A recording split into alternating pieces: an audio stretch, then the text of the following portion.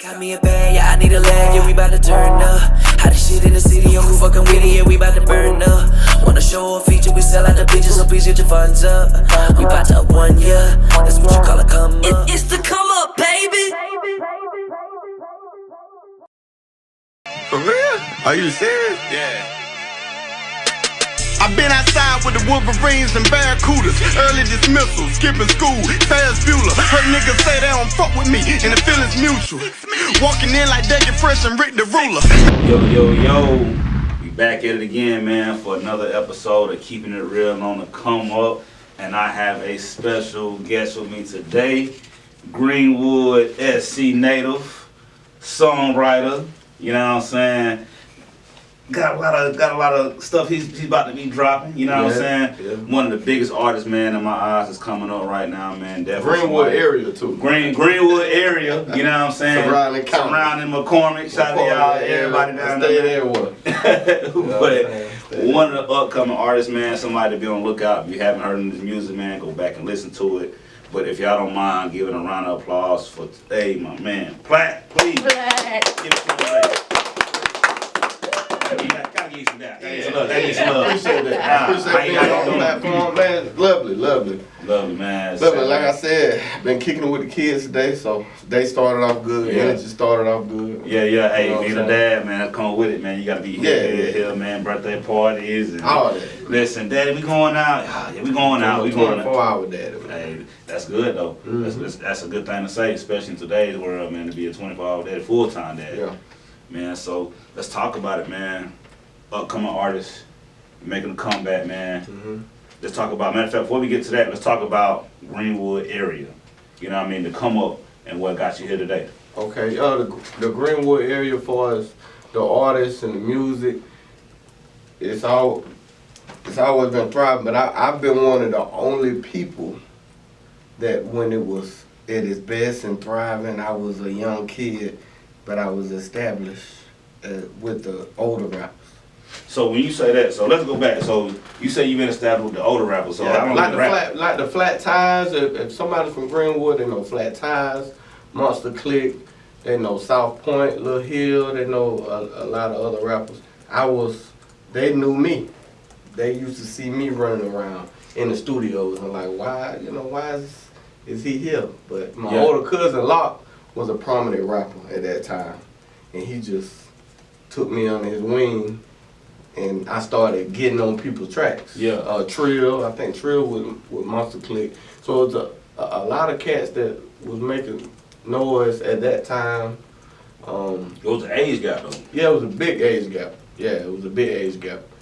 And it was more so, at that time, it was more so of I want to say like a Dungeon Family, Outkast vibe. It wasn't so much gang back then. Yeah. You know, even though people were from their side of town. It was like that with the Dungeon Family though. I mean, they didn't rap about it. They probably was about it. Exactly. But they was rapping about other things as far as, it might have been politics, it might have been about just clubs and all that. So, because we used to go in neighborhoods that we couldn't go in on a regular basis, but we used to go in there to go to the studio. Yeah. I couldn't go on the weekend, but I could go to record. Mm-hmm. And after we get done recording, we leave the studio, we gotta get up out of there. So like, all right, y'all come do y'all thing, but when y'all done, y'all gotta go. Yeah. Man, that's crazy. So it was a respect level though, back then, when I was a kid.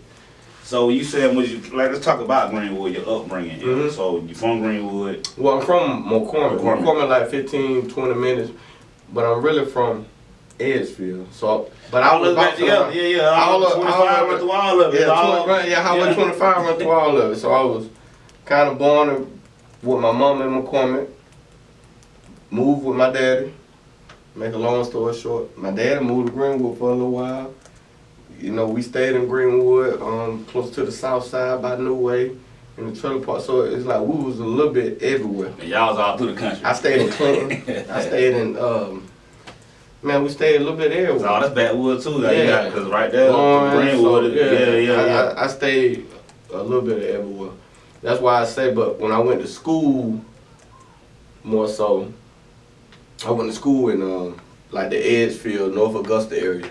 Okay. That's why when I did music, it came across larger as a rapper because it's like, man, I see this dude everywhere. Yeah. Because I party on this side of town on the weekends. Because I come down here and I'm kicking it with my mama or at my people crib, but they stay closer to McCormick and Greenwood. But when I go back to school, I'm closer to Augusta, Georgia. So I'm like, I'm kind of like everywhere. I'm in the mix, you know what I'm saying? Yeah. So, but when they see me, they're like, hey, what's up, bro? Like, you know, and they see me. And I used to kick it. I used to have to kick freestyles in the line in clubs and rap. And while we waiting, the line long, and people out there, you know, you think you can spit, and they're like, hey, Plat, come up here. I'm the littlest one. And you know what I'm saying? But I had to get down. You know Yeah. So what got you inspired to even become a rapper? My cousin Locke was probably the one that got me. He is the one. You know what I'm saying? I seen him. He had the lag. You know, he was hustling. They was running around. But he had the lag. He had the rims on he had the 22s on the lag. Him and my cousin used to come through. They all had lats, Danvilles, North Star, all kind of lats. They had rims on them. He was selling CDs. Yeah. And I bought a CD from him. I had to wash a car and save some money up. And I didn't think he was gonna charge me, but you know, he charged me. He made me buy the CD from him. And it had this song, the instrumental, and the radio version. Yeah. And it was like, and that's crazy. This back then. This back then. Because cats ain't even that, and that's a good market way where you got like that's a Walmart CD. But when I think about it, I want my money back because I gave you $5 for the one song, the instrumental, the same song, and the radio version. So it was free. He was doing like Walmart. Came with that nigga. You go in there to have the little. But he finessed me though. He finessed me though. But we'll talk about that later. Hey man, like he said you finessed him, man. You don't need but he did. He inspired me, man, because he was the only one who put confidence in me. Yeah. You know, and I give him that praise to this day, because when he first put the confidence in me, and then he brought me around to other, because he was the one who called the shots. Yeah. And our whole clique. Yeah. You know what I'm saying? We made a lot of noise. We made a lot of noise as far as the music, and we ran around and, you know, getting in fights and getting into having, but he was the one who, if he say, all right, man, we get the club tonight and we beefing with in the bottom, you know what I'm saying? And if we get in there, and man, he was one of the ones that could say, bro, we ain't gonna do that tonight. We chilling. And they'll listen to him. So he's OG already. Yeah, exactly. So if he come in the studio and he telling these people, man, listen to Plat, rap. They gonna listen. Yeah, they're gonna listen. But then I started getting good. Like he took me to the studio. He used to pay for all my sessions. He used to get. Well, how old were you when he looked like, you know what? He hard. Let me take one from the you bought the CD at first. Yeah, but I wasn't old at that time when I bought the CD. Cause I used to run up to his car, put aluminum foil in my mouth. I was real young, but like 11 or 12. And I used to try to be cool. And he used to write my raps for me. And we used to do talent shows. And he used to make us, me and my little partners, he used to stand us up and make us perform. And we're like, man, why we gotta do this?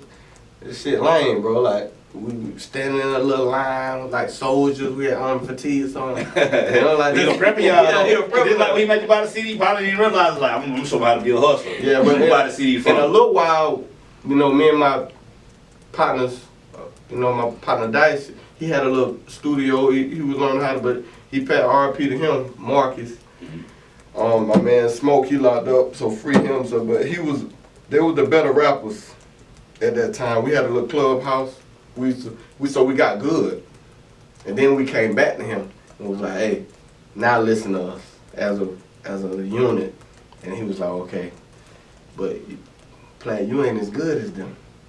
I mean, you know, he told me that. So I was really focused on writing and learning how to. I used to go to sleep. I had a boombox. I used to go to sleep and play Trick Daddy. What's the shit where he had a food stamp? I don't know the album.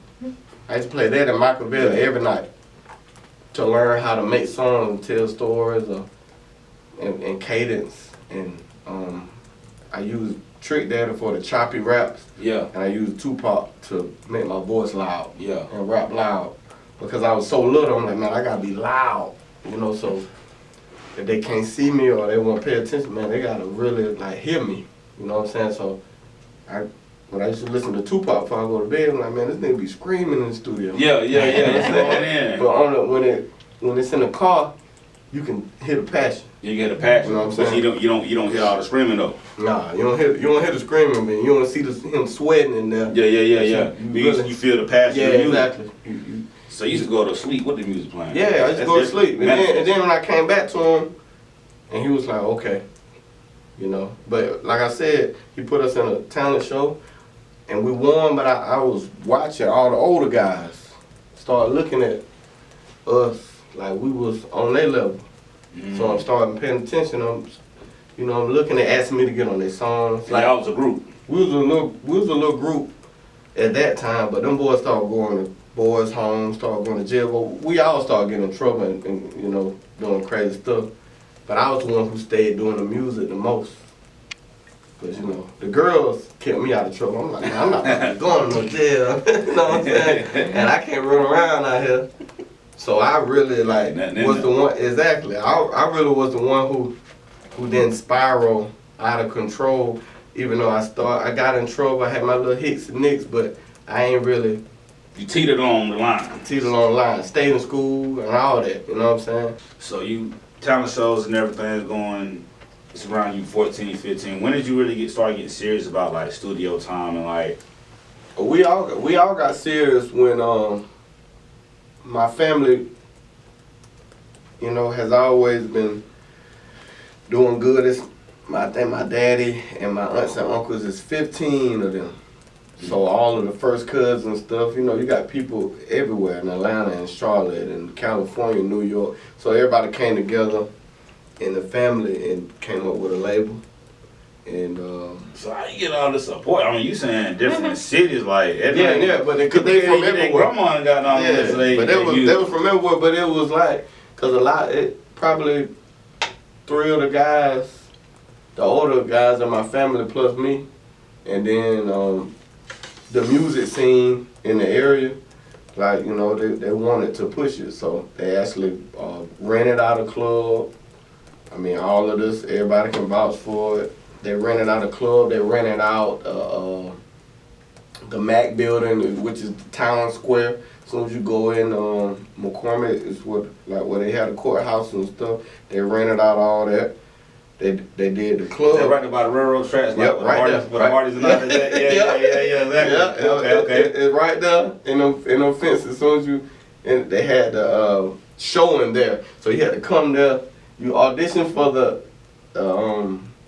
label in a club, which was a strip club called Platinum. And then they had the video footage of you recording, and then they rate you and let you know that they signed you to the label. So it was official then. And what year was this? Like this was probably like 06, 07. Because I was in high school. I graduated in 07. So I felt comfortable. That's how I know when it was. Cause I felt like when I graduated, I ain't gotta go get no job or do nothing, because I'm already on the path of doing what I want to do. You know what I'm saying? Because I'm already signed. Did you have any albums or mixtapes? No, we didn't. I was featured on compilations. I was featured on, because they were pushing other artists before me. Like they'll push my cousin Locke.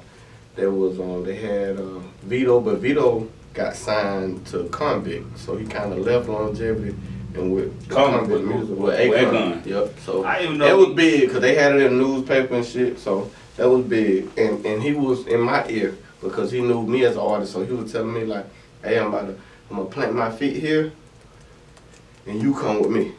But I'm like, nah, I'm gonna stay over here and just wait, because. So what made you say that, even though with Convict being like, what made because you say I felt like, man, if I just stay over here with them, with all the support we got behind us, because our support was bigger in Atlanta. We won at Royal Peacock. We went to Royal Peacock and performed the same night that Jock won with It's going down. It's going down. It was GU in the South. It was everything. It was right along the Katrina. So if anybody look up when Katrina was, it was a lot of Louisiana niggas down there. It was deep. I was rapping with them niggas in the back. We went back there and smoked a blunt with some homeless looking New Orleans niggas, and they were talking. You know there was ratchet. My boy Juice can vouch for this. Like me and him, we shot pool. We were kicking with them niggas all night, but you could tell they ain't had nowhere to go, cause they was just out there. But the Royal Peacock. That's how Young Jock got signed, and we was actually there. We had went like a couple times, but we was there at like 17, 16 years old. But Jock won, and I already knew that song was fire. Yeah. Everybody had already knew it. Yeah. I think either Bad Boy South or I know Block was there that night. Was it JD So there? It was Block at first. Block had Big Block on. Yeah. He had Jock, but I know he was there that night. But they'll broadcast like, hey, you know, you got these labels in the house tonight, and then we had to get up. But it's in Atlanta, and then you know you get up in Atlanta, and they say, all right, the next group we got is the longevity artist from South Carolina, and niggas looking like South Carolina. Niggas. What the country that nigga got to talk about? But they were vibing though. They were like, we shot them. Every time we went up there. So what was the vibe? Was it like a Outkast, Dungeon Family vibe? No, this was the era of, I'm telling you, this was... No, I'm talking about with y'all, with y'all rapping. Like, oh, we were rapping, at that time, they were toning my music down. Like, I ain't gonna lie, it helped me as an adult now, as what I say, because a lot of the people that was on the team and going through the lyrics, man, they used to go through my lyrics. I'm like, man, when y'all got the time to go through and they used to tell me, like, man, you don't need to be talking about this gang stuff or this or that. Like Future, basically. No, I'm talking about, like, we used to talk about actual stuff that was happening. Oh. Like, man, you need to keep this person's name out of this or this happened last week. You don't need to say this because this can implicate this person. Like, they was actually teaching us that. That's why I said to somebody the other day, like, man, we was kind of the last of the artist development. Oh, and I'm about to say, well, A&R is like... Yeah. It didn't help my younger partners because they still do it. But it helped me because I'm like, man, I know I'm better. I'm lyrically better to, like, have content other than what's going on around me. I can talk about what I want to talk about other than what I know happened. Were you traveling more at the time? No. Because I would want to say maybe it's a lot of people get inspiration because they get to see the world and get to see outside their environment. Yeah, but I wouldn't say I was traveling like far as like locally. Like we was doing shows in Greenville, Spartanburg, Augusta, Atlanta, Thompson, Macon. We was doing Georgia and South Carolina, but we weren't really traveling and doing nothing. But you already knew your mind was bigger than what you was rapping for. Yeah, no, but environmental vibes. But I was getting toned down. They were telling me like, man, you're not about to put that out. So you about to do this song, and you about to do this song. So I used to try to come up with different ways of how to create female songs. I had a Jodeci song that actually made a compilation. I remixed it, Come and Talk to Me, and then they was like, okay. Now that's what I'm talking about. And then they got a little radio play on 107.3. Okay. And what year was this? It was 08, 09. So right we went before, to 08, 09, okay. Yeah, right before we left. Because when they signed an artist from Greenville, I want to say T-Spitz. They signed an artist from Greenville. They were dealing with a girl called Secret Weapon. And then they were pushing Lock. Yeah, there was so many artists. So we left. Like me and my boy Juice. His name was, he was third at that time, but he knew part now. Juice with Street Capital now. Shout out to Street Capital and the boys. But I mean, the three guys, we left. And we just went to the studio. You know, we ain't had jobs, we ain't had nothing. So my boy Juice bought a bunch of studio equipment and put it in his house. And we started pitching our CDs, and we had a little group called Boondocks, and we just, that was the next phase where, all right, anything we want, we can book our own shows, we ain't gotta answer to nobody, we can just do what we wanna do. Yeah. You know what I'm saying? So y'all went into a new phase. So when you saying y'all left the group? No, it's kind of like Aspire. Yeah, the label Aspire. The contract expired. Yeah. Okay. You know what I'm saying? So we ain't necessarily have to stay. It's like you can stay or you ain't got to stay. Like we just were like, man, at that time. And then with Vito was in a situation halfway with Convict, but he was dealing with Block a little more. So he was dealing with Block, and he I don't know the situation was over there, but Juice was dealing with Vito a little more at that time. But he was just giving us, a little situation. Hey man, we got a show over here. I'm gonna come down, do a show. You can open up for us, and we were just riding that wave for a minute. Yeah. And I was more so because I sold my CDs, the hard copies in school so much, I didn't have to really hustle like that because I'm like, man, I used to have a CD case to the point where the principal brought me in the office. And anybody that see this interview that went to high school with me, they can say like, this man, like I had other people selling my CDs. Like Keem, my boy Keem, he an artist now, dope. But he used to sell my CDs. He used to press up my CDs and sell them for me.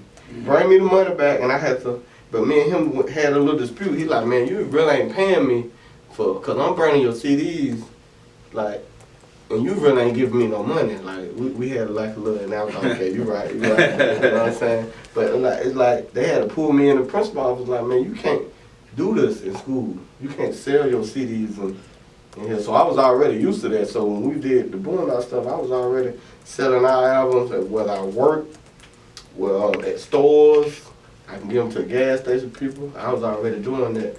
And Juice and, New Pop was more of the producer guy. He'll make the beats, he'll bring us the themes of the songs. I helped write the verses. And Juice was more the financier. He was deeper in the streets than anybody, so he was the one who was supplying the banker. Yeah, he was the banker. he the one who was like, all right, we need to drive to the show. I'm gonna pay for this. I'm gonna pay for that. But he was the rapper also. Yeah. And he was the glam. He was the glitz and glam because he had put his other foot in the street. Like we had one foot in, one foot out. He had both of them in there.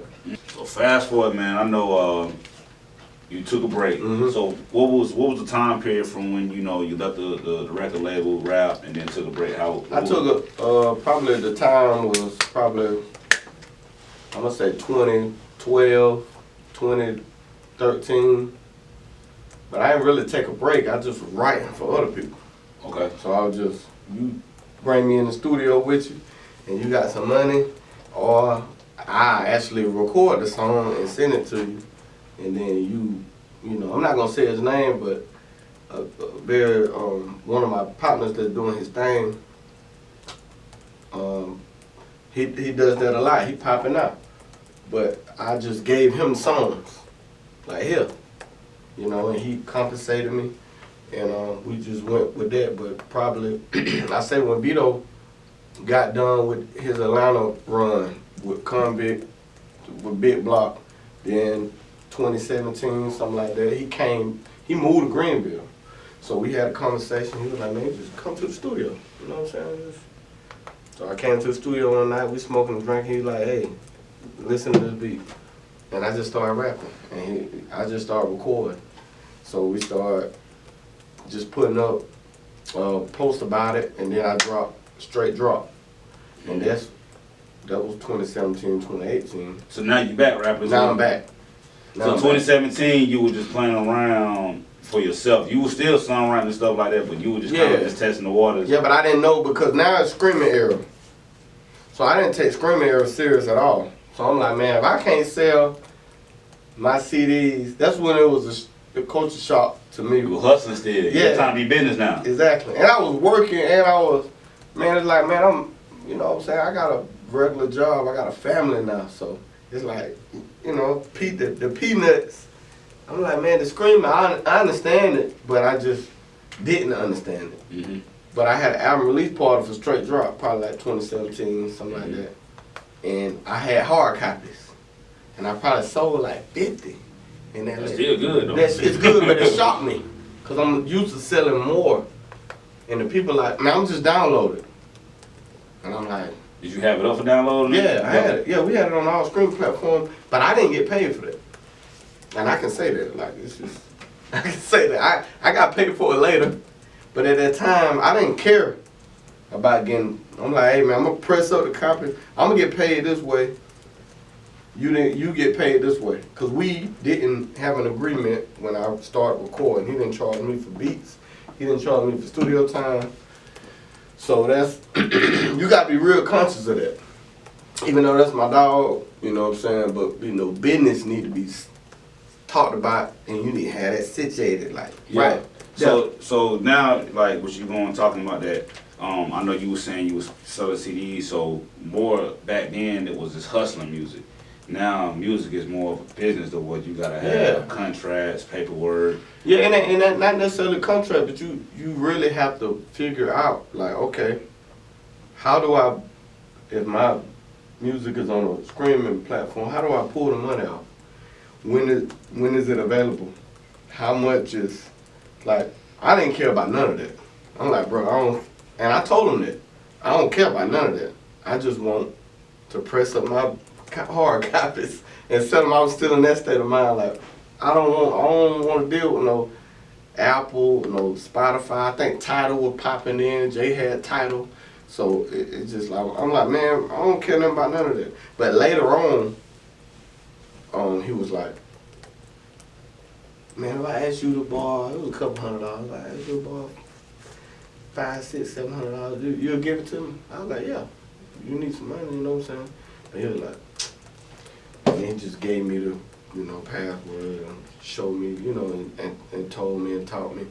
But, you know, at the end of the day, you know, he actually kind of put me on game of, like, look, if you really be focused and watch the stuff every week, then you can keep track of it. You don't have to sell no hard copies, even though I like that money in my hand. You know what I'm saying? I don't really like going on no, looking at no website, and you people can tell you anything, so I like to see that money in my hand. So, yeah. You know what I'm saying? But, and then from there, I think that's when I kind of like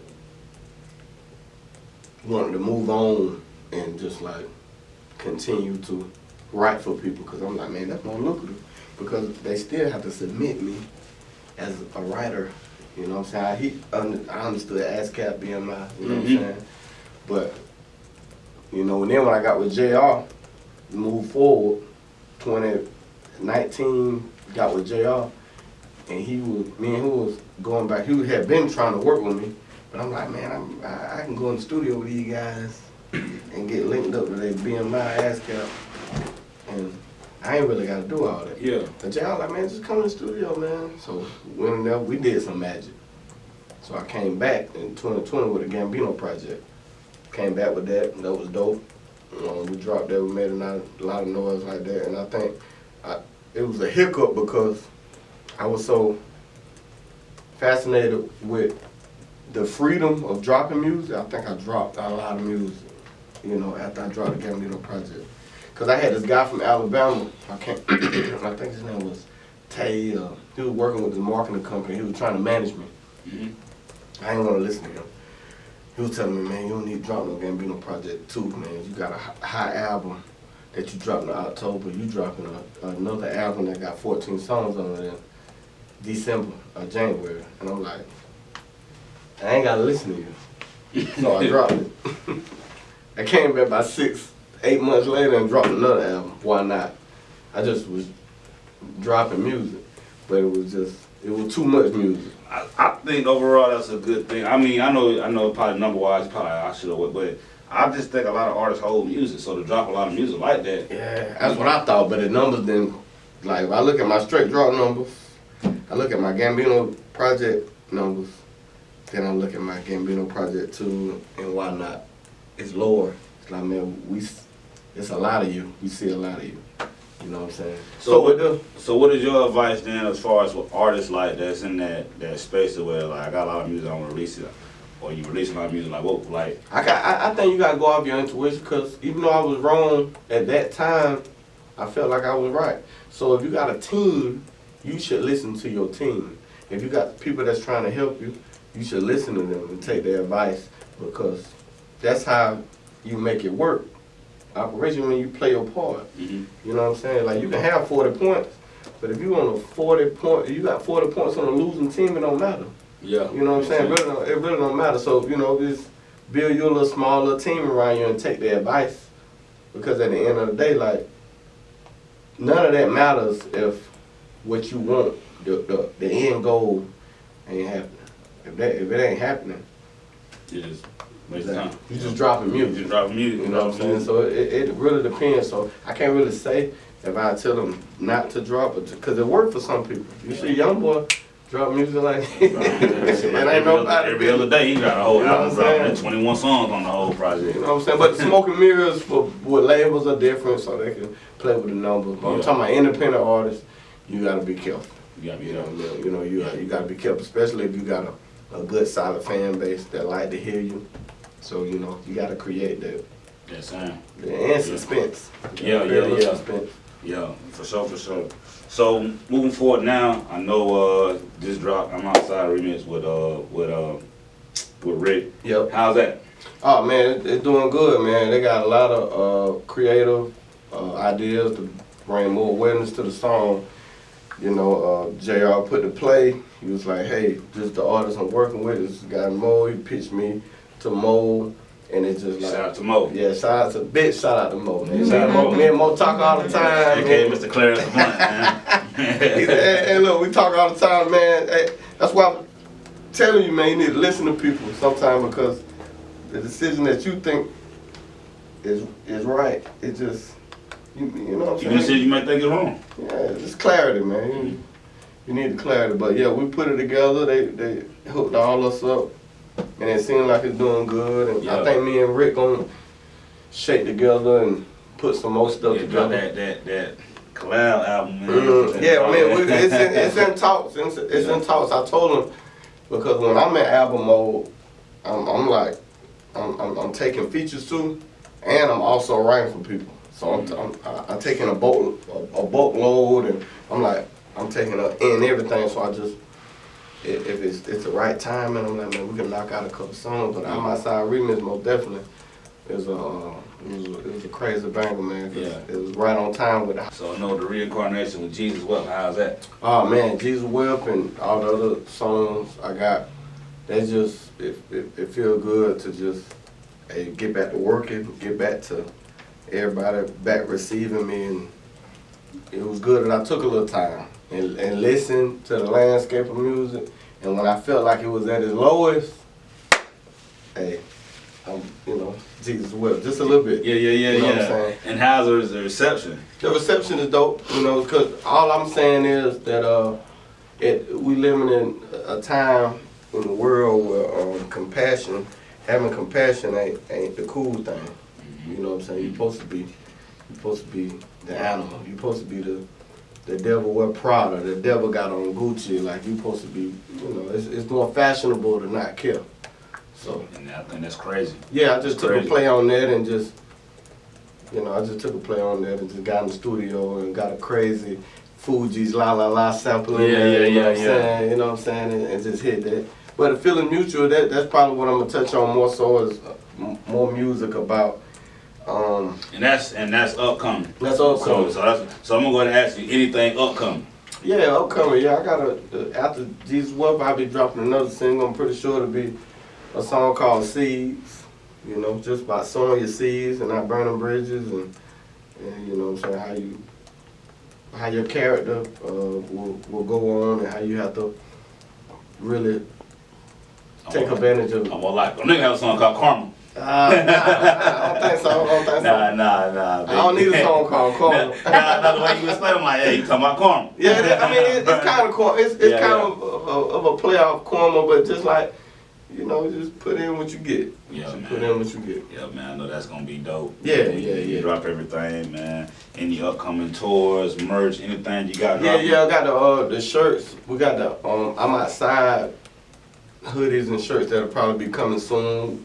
We're gonna get that together probably in the next week. The Jesus Wealth hoodies and shirts, I have them, just didn't bring them. I had to come straight Had to come straight from the with the kids. And Yeah. It be like that. It be like that. You know what I'm saying? But the feeling's mutual. I'm gonna do something different with the hoodies. I'm gonna go with a different color, but all that'll be available from my Instagram, PLA .T_.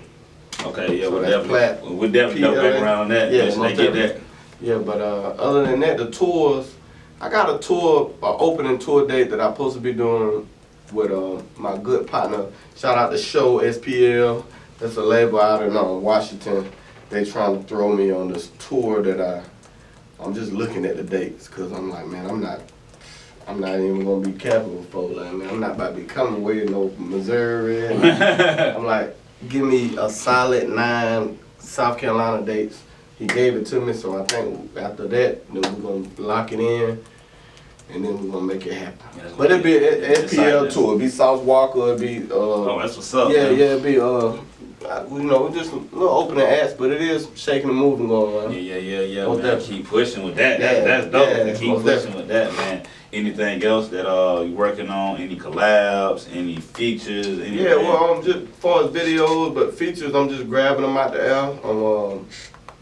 Whatever, however I hear the song and I feel like I want this person on it, I want it to match. But for my album, I won't have probably no features because I feel like I need to give myself out. Yeah. I feel like I probably won't have no features on that, but as far as like features, yeah, I'm taking in everything. I'm getting all features, all writing. I'm taking all the everything in that I can take, man. Cameos, person having show them support, anything, man. I see a lot of guys on Shout Out to More in the faculty. I see a lot of him. He posts artists on there. I'm checking you out. You got a show somewhere. I'm pulling up. We drinking, we smoking, we eating. You know what I'm saying? Congregating, man. I'm having fun, man. Yeah. I'm allowed to be back outside. Yeah. So y'all heard him, man. He allowed back outside. Yeah, old lady let me out for a little while. You know what I'm saying? That's what's up, man. Well, we're glad that you back outside, man. We need more of the lyricists, man. We need the real music to come back, man. We're glad for you to be a part of it. A little substance, Yeah. But man, listen, all good things must come to an end, man. I know we had a lot to talk about. Like I said, we're gonna do a part 2 because we still got so much to talk about. But we gotta wrap this thing up, man. But before we get up out of here, I always ask for minimum motivation.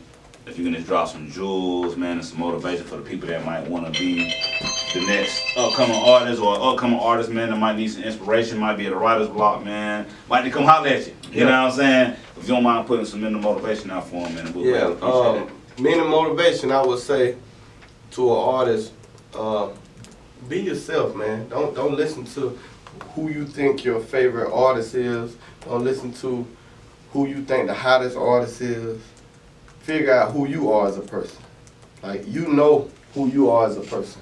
And then you need to present your music in that way, because I'm telling you, if you get out here acting like you somebody else, it's gonna get exposed very quick. And when it get exposed, it could be ugly. So that's what I say, like, as far as making music, man, challenge yourself to actually be better than the last song you made, or better than the last post you did, or better than the last piece of merch you made. Challenge yourself to be better, and don't just put out the same thing constantly. You know what I'm saying? Like a disease, man. You get used to it. Yep. But that's all I got. Man, listen, man. Y'all heard that, man.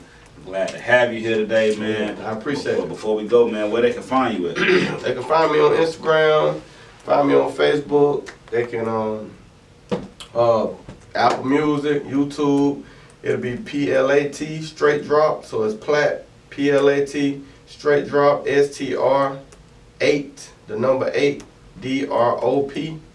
That's on all platforms. If you look up Plat straight drop on YouTube, if you look up Plat straight drop on Apple Music, Spotify, the albums, the catalog will pop up. But as far as just me on Instagram, that's PLA.T_.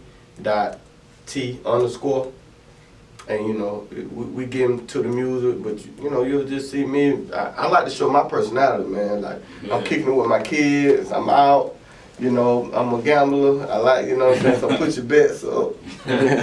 You a prize pick? Yeah, I don't do prize picks. I want y'all money. Well, y'all look, man, y'all heard, man, y'all go and find him, go get his catalog, go follow him, go shout him out, go tag him, all that. You know where to find me at, man. Keeping it real on the Come Up on Instagram. ComeUp Radio Station on Instagram and Facebook and all other platforms. Also, if you haven't downloaded the app, please go on your phone, whether it's Android or Apple, go to your store, put it in, download it, listen, and look at all the videos, man. Fact. And make sure y'all just do everything we telling y'all to do. Go find us. Dope spot. Dope spot. Hey, love to have dope people like you here, man. But with that being said, man, y'all take it easy. Make sure y'all lock in. See y'all next time, man. Peace. Just got me a bag, yeah, I need a leg, yeah, we bout to turn up.